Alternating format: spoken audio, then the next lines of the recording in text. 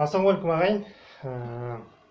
Бұл каналда бір жаңаша бір дәрістер бастайын деп отырмын. Бұл каналға күйлер салынады, күйлерді үйрету видеолар салынады, және де кәсіби домыршыларға арналған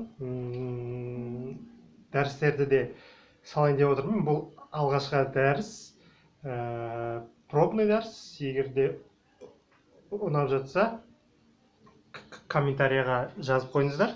Тағы да қандай күйдің орындалу ерекшелігі жайында видео сабақ жасайын. Сонымен бірінші сабақ Кетбұғаның сауға атты күйіне қатысты өзіміздің білгенімізді кәсіби домбырашыларға арнап ұсынып көрейін. Алғашқыда бір басын бір тартып берейін күйдің.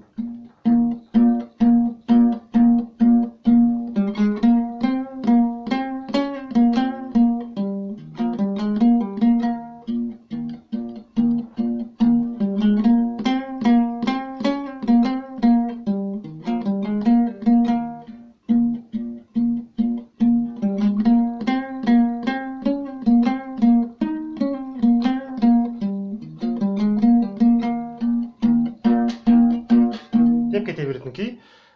Бұл күйдің нотасы Жанғали Жүзбайдың еңбектерінде бар. Күйдің аты сауға, толық аты Қаралы белік мойнымда сауға, шыңғыс сауға. Кетбұғаның күйі. Жалпы бұл күйдің басты ерекшелігі бұл оң қолда. Кейде орындаушылардан байқап отырамыз. Былай ғана орындайды, мысалы. Мына жерде. Өзімізді үйреткен Таласбек Әсемқұловтың айтуы бойынша міндетті түрде тиектің түбінен орындау керек.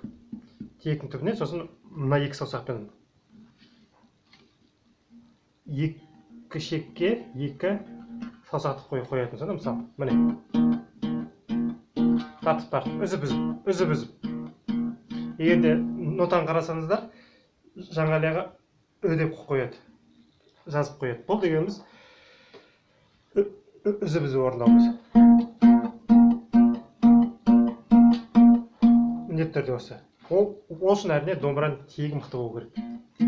Сосын тағы бір ерекшелігі бұл сол қолда алғанда әр дыбысты мөлдіретіп алу керек. Мысалы,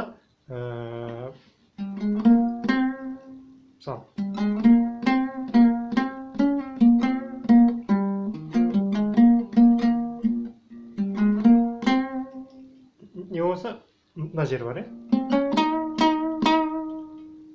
дыбысты кәсіби тілмен айтатын болсақ, вибрацияны күшелеп тұрып алу керек. Бірақ енді вибрацияның өзінің орны бар. Асыра сілтемей.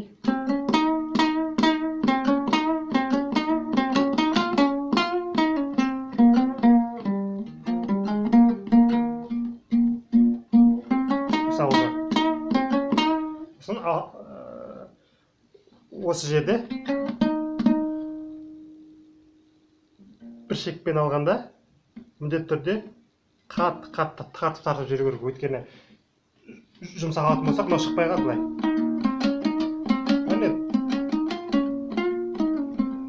Нотамен келіп тұр, бірақ негізі әуен жағынан, сарын жағынан осы жақсы естіледі.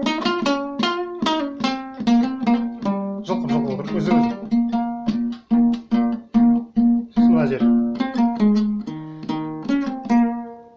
Мына жерде міндетті түрде сол қолды ойнату керек.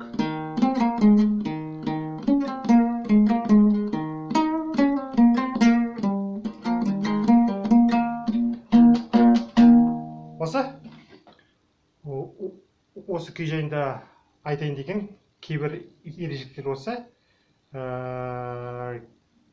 Егер де былай таныстыру, былай түсіндіру әдісі ұнап жатса, тағы да қандай күйге осылай арнайы жазуға болатынын айтып өтсеңіздер болады комментарийде.